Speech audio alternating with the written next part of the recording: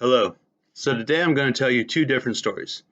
First story is about a guy by the name of Steve. Now, Steve was moving to a new state, and in preparation for moving, he researched the churches in the area. He found one that he liked. He watched the videos online.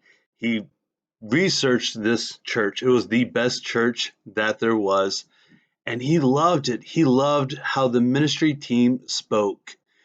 It was the type of church that spoke to his heart. So he basically emailed the ministry team, said, hey, by the way, I'm coming down, moving down there. I'll probably attend church on the 14th. And ministry team said, we're excited that you decided to choose our church. Welcome to our flock. After service, we'd like to spend some time talking with you. So he's like all excited about it. Saturday, he's moving down to his new location, and all of a sudden, he gets in late. Uh, it's like 12 o'clock, midnight, by the time that he pulls into his apartment. So by the time he wakes up to go to church, he did not have a chance to iron his clothes, and the only clothes that he had unpacked were literally the clothes that was on his back. So he figures, you know what, I'll just go ahead and go. Surely this church will, have no problem with me being there.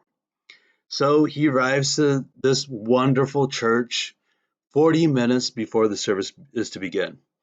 The parking lot is beautiful. The church is immaculate. He walks into the church and the foyer. Oh my gosh, it is museum quality. There's no one there to greet him, and he's figuring, you know what? There's probably about 200 people here in the lobby. They probably haven't had a chance to meet with me yet. So he's following the group as they go into the sanctuary.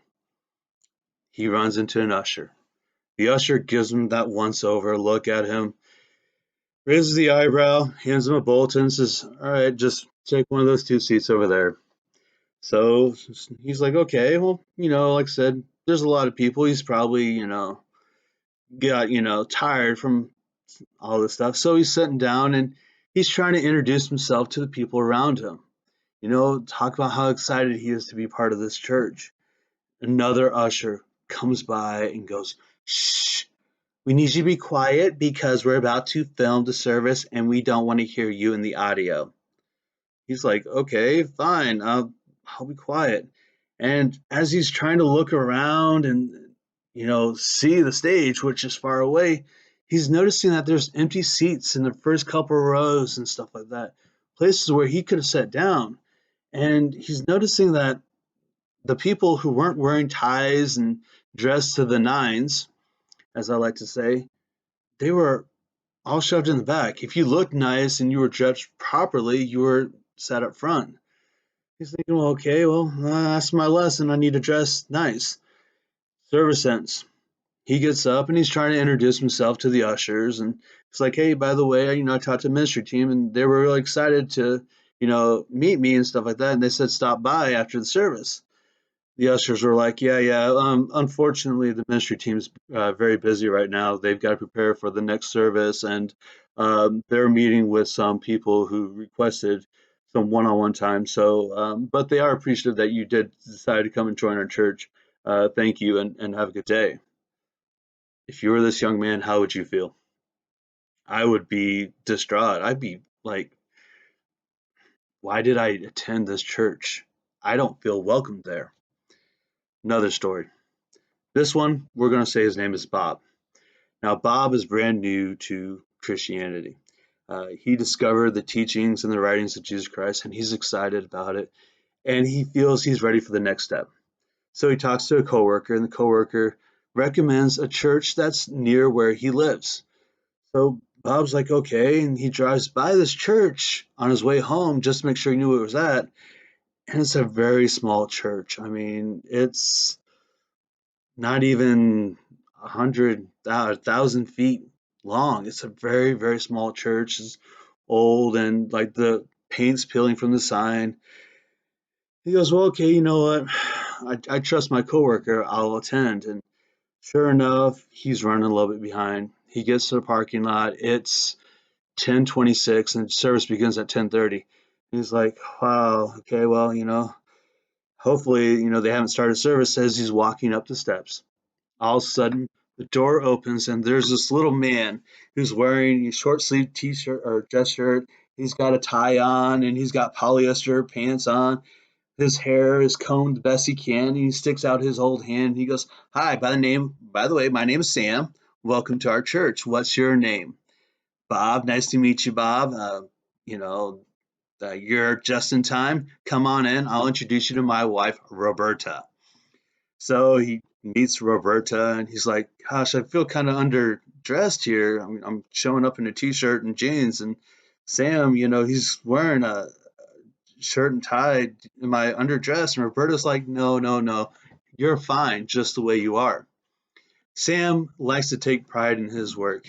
You see, when Sam was called to be an usher, he was told by the pastor at the time he has the most important job in the entire church, and he takes it to heart.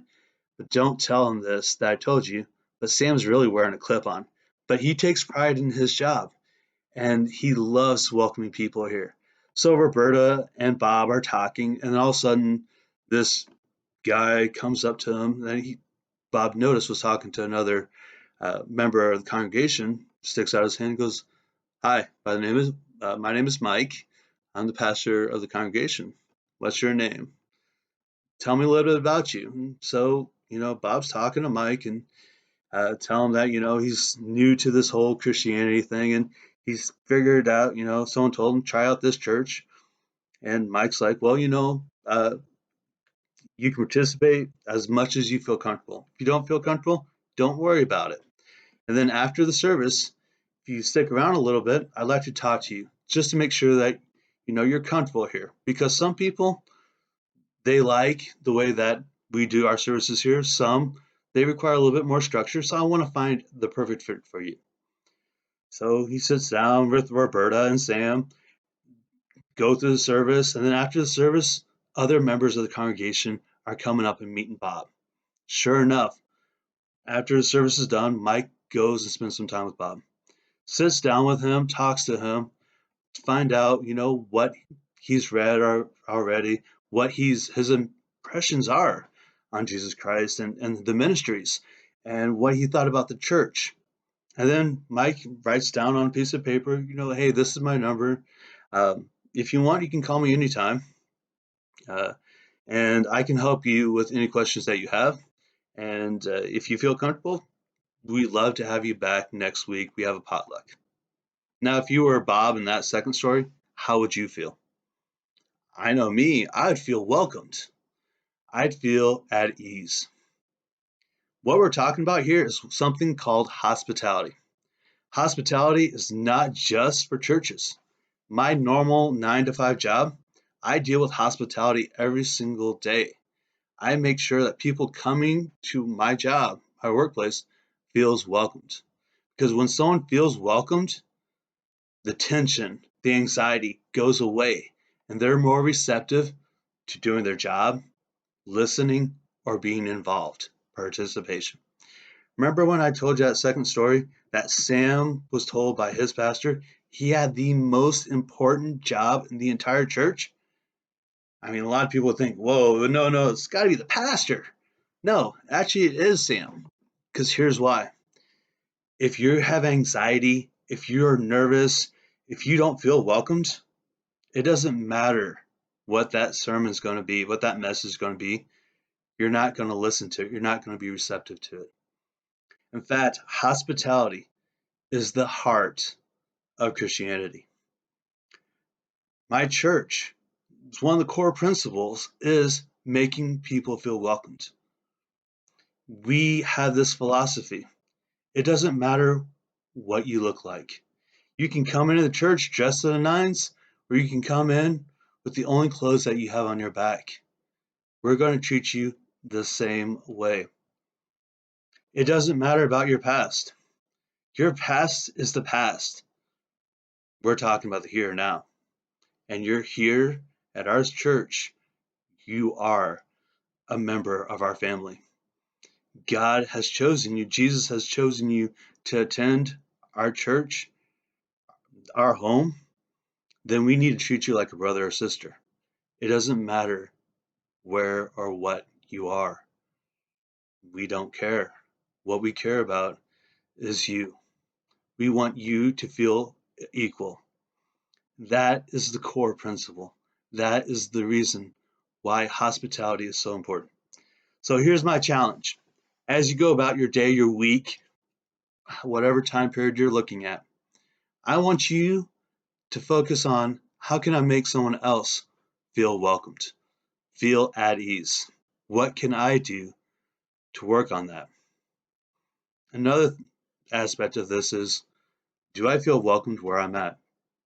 Because if you don't feel welcomed where you're at, are you really enjoying your time there? Are you really learning or doing what you need to? Find a way that you can feel welcomed. If you put the effort in and feel welcomed, and you don't feel welcomed, then God's telling you not to be there. God's telling you, hey, you may need to change. You may need to go somewhere different.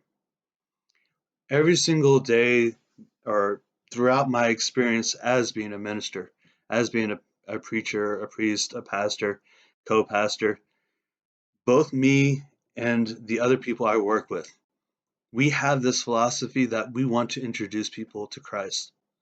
Would we love it if they come to attend to our churches? Oh, you betcha. But sometimes people don't feel comfortable with the way that we do our services. That's fine. Just as long as we do a little bit to make you feel welcomed so that you would welcome Christ into your life. So I want to thank you guys for participating, watching my videos. If you like this video, please click the like. If you have a comment, if you have something you want me to cover or address, then please leave a comment. If you don't feel safe leaving a comment below, there's many different ways you can reach out to me. You can reach out through social medias, Facebook, whatever. I am me, and I listen to that because the reason I do these videos is for you.